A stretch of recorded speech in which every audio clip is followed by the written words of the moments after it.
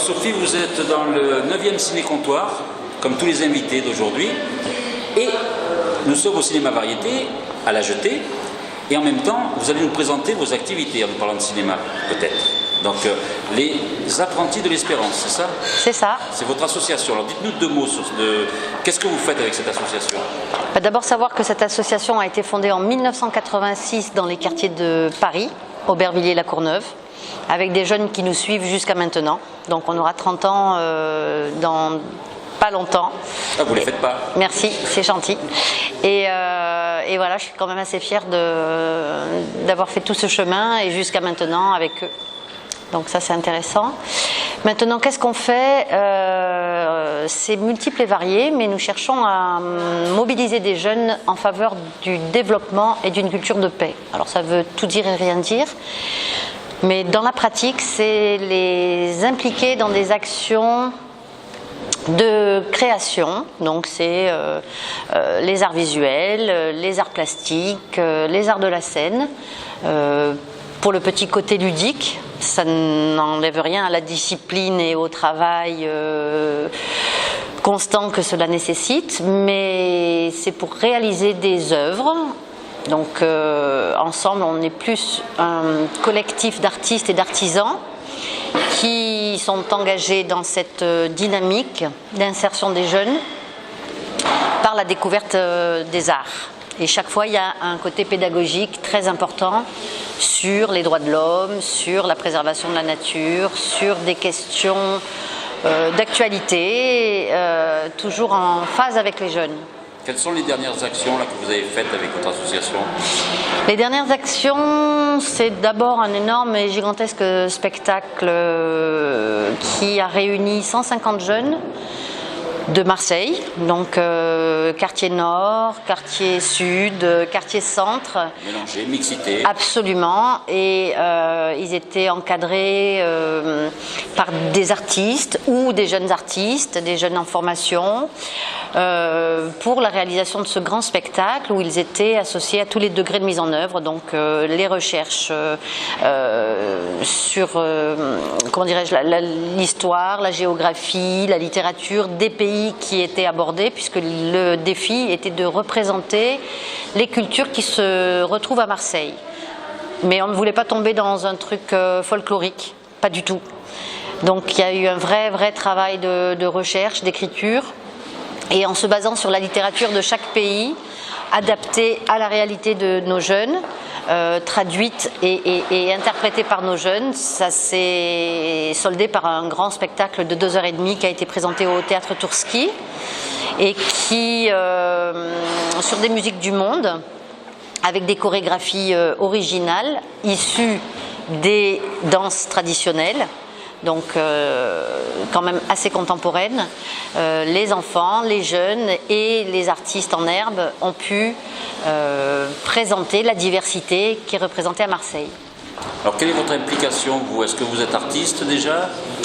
Alors je suis danseuse, professeure de danse, je suis, comme on dit, dispensée du diplôme d'État au titre de la renommée particulière, puisque j'ai beaucoup bourlingué dans ma vie en tant que danseuse et en tant que professeure, notamment au Brésil et au Japon.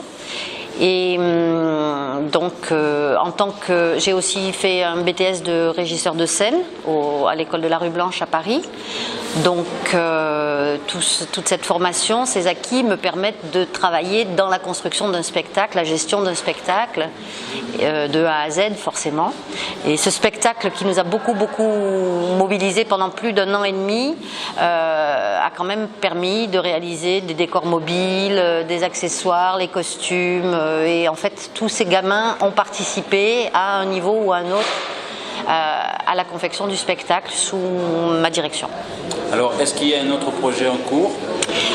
Oui, ce projet aujourd'hui est plus dirigé dans l'interculturalité et dans une dynamique de solidarité internationale, puisque nous avons un lieu de vie au Brésil que nous animons très ponctuellement par des chantiers de solidarité internationale. Donc nous mobilisons des jeunes de la région voire du territoire national, hein, puisque des jeunes de toute la France nous rejoignent, et voire même de toute l'Europe nous rejoignent, sur ce chantier qui se décline toujours